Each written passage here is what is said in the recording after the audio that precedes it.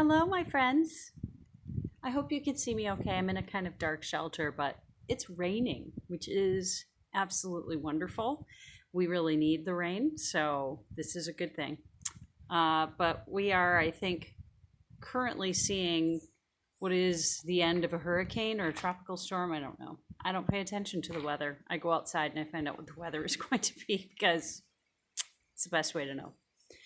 Anyway, I hope that you've had a wonderful week. I hope that Imbue Independence offered you some insights into ways that you can free yourself from old patterns of thinking and old ways of being, which don't serve you, which don't help you to embrace the full power of who you are.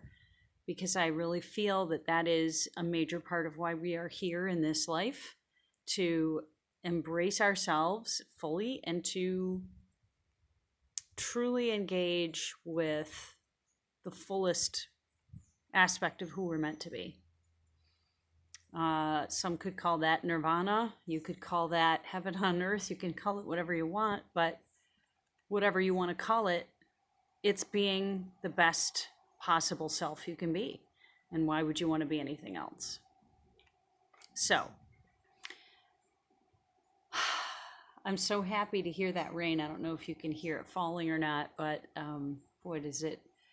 It's been a hot week here, and it's super good to see this rain right now. I'm really happy about it. So I'm going to go walk in it a little bit after this, but I wanted to quickly make this video. So today is Saturday. It's our day to get together once a week to figure out what we're doing with our intention for the week. I hope that if you feel these are useful for you, these weekly intentions that we are doing, I hope that you will pass them on to someone else, because I do feel that the more people who do it together, the more powerful it is, like a group meditation.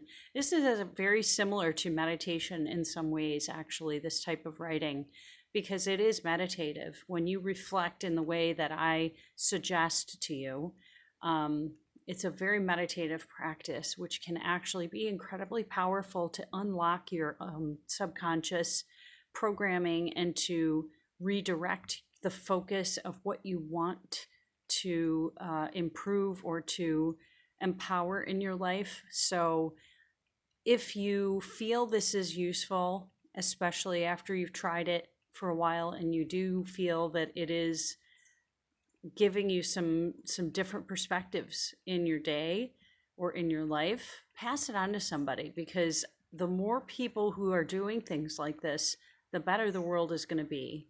I really truly believe that as we move into the future, which I know so many of us are so worried about because the uncertainty is so stressful. I know that we feel that. I would say embrace that inner adventurer, because right now is the time when we can see in our opportunity a different way to show up, a different way to empower ourselves and to be who we are truly inside, instead of relying on what we see around us, because the external is never the place you want to look for your own happiness or for your own sense of self. That is never going to fulfill you on any level. Trust me. I know. As a person who has tried for many years of my life, most of my life has been spent relying on the feedback of others to make me feel good about myself. And that was, as I've said before, an egoic type of response to the world, when our ego is seeking outside of ourselves for approval or for advice or for guidance of any kind. And that includes me talking to you about this right now. You can take this or leave it. This isn't meant for you. If it doesn't resonate with you, if it doesn't make you feel good, it's not for you. And that's fine. I don't expect this to be everybody's bag. It's just not. So You got to roll however you roll. But this is more of this is something that worked for me. I hope it helps other people kind of thing. So, but you have to follow your own inner guidance about everything. You have to decide for yourself what feels right, what feels good, what makes me feel better about who I am or what I'm doing, what helps me bring out the best in myself, and then that's what you do. So, oh, I see a couple of dogs running through the park. It's so cute. So, anyway, today's prompt is going to be a little introspective. Sometimes I like to get really, choosy about the words that I pick for the prompt use. That I try to be a little bit more, what's the word I want to use? Creative, I guess. Wordsmith like. I don't know. So I get fancy sometimes. But sometimes you have to get simple. So today I really want to get simple because sometimes that's necessary. So today I want you to use the prompt for this week, accept yourself. So when I'm going to change hands. I still really need a selfie stick or something. I keep saying that. I need to stop just saying it, and I need to just get one, don't I? It's probably the third or the fourth time I've said that in a video. Anyway, accept yourself is not just about looking at where you are and saying, oh, this is just what it is. I just have to suck it up and accept it. That's not what it means. What it really means, to me anyway, and you can take it however you want. I mean, if you have your own definition of it, great. But when you accept yourself, it's not about saying the way it is good enough.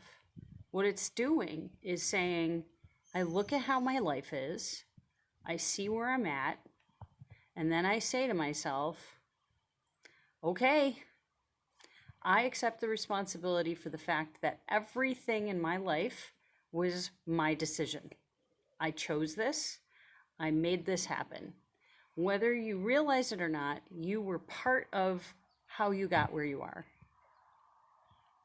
And I fully believe that we are, whether subconscious or fully conscious of the choices we make, those affect our lives and the way that we live them. So if you are living a life that does not fulfill you, doesn't make you happy, you might want to say, oh, I didn't choose this. I know, I was one of you. I was that person, and I'm still that person.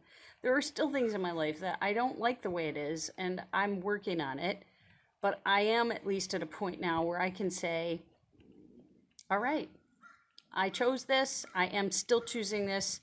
And there's some subconscious programming probably deep down in there that needs to be released, or that I have to look at and figure out why I'm still holding on to those limiting beliefs that hold me back. Whether it comes in the form of anxiety or physical pain or depression or fear or just unsatisfactory living conditions of any kind, those are all limiting, right? And we are actively the ones in charge of that, especially if you're an adult. As a child, it's a lot different. I would still argue, however, that even as a kid, you are still part of that decision process of how your life gets lived out. You may not be in charge of how adults choose to raise you or treat you as you're a kid, but you certainly are choosing your own behavior as a child in response to your environment, and that is your choosing. So again, you may be unconsciously doing it because nobody's teaching you that this is a conscious choice you're making to behave a certain way or not behave a certain way, but we are choosing it, whether we realize it or not. So it doesn't matter if it's an unconscious choice that you're making, you're still choosing. So this is where I would say when you accept yourself, you have to be loving to yourself about the fact that maybe you didn't realize what you were doing. You didn't realize that this was an unconscious decision you were making. How could you know that? It's not your fault that you did those things unconsciously and sabotaged yourself or made yourself so miserable or, held yourself to some standard that is impossible to achieve. You did so unconsciously. That is not necessarily your fault. But once you're aware of it, now you have the choice to say, well, what can I do to make this better? And we always have the answers within. And that is what this practice is all about, is seeking the answers of what you need to make yourself feel better and fulfill yourself and live out the best life you can possibly live by reflecting on how you've acted all day long. That's what this is about. When you accept yourself, you are understanding of the fact that you're not perfect and you never will be, and that's part of being a human being, and it's okay. Doesn't matter. You don't need to be perfect. Nobody is perfect. Doesn't matter how good they look on the outside. Nobody's perfect. So we all have to figure out, how do we accept who we are as we are? And then you can say, but even if I don't like this part of myself, it's okay that it's there. This is an opportunity for me to learn, how do I overcome this thing that isn't working for me? And now I can improve on it. We all have that choice. So hopefully this helps you and gets you thinking about how you can be more loving to your own condition of life, whatever that may be, however that looks, and then find a way to reflect on it. So once again, when you do this as an intention for the week, you will write accept yourself as your daily intention. So my intention for today is accept myself.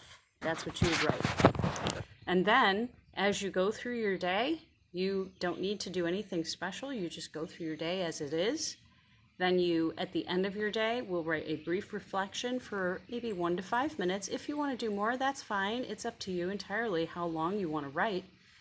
But at least a minute so that you can get that writing in about writing around how you fulfilled the intention for the day. So whatever you want to say about accepting yourself. What did you notice? What did you feel? How did you act? What did you say? What things came up all day long around accepting yourself? And then just write whatever comes into your head. Keep the pen moving the whole time that you choose to write. No editing. Just let the words flow. Try to stay on focus on the task at hand of that particular thought process. Don't let your ego run away with you and start writing about how you should have done more work around the house that day, or you should have done the yard work, or you should have fixed the car, or should have done some other thing. Don't let the ego run away with you. Just write about the prompt, and then if you need to do a separate writing of ways that you feel dissatisfied about something, then do that separately, but don't do it in this for yourself. This is about programming yourself. So right before you go to bed is the best time to do this. And then when you write about something like this, right before you go to bed, you engage those theta waves, especially if you're sleepy, because that's when the theta waves are active. And then you're changing the way you think. You actually reprogram the wiring in your brain by doing this. It is actually a very powerful way to retrain how you interact with your world on a daily basis. So first thing in the morning, write your prompt. Then right before bed, do your reflection. It's really that easy. It should only take minutes out of your day, but it will powerfully reprogram how you see the world around you and how you interact with it. So I hope this is helpful, and I will see you next Saturday. Bye, everybody.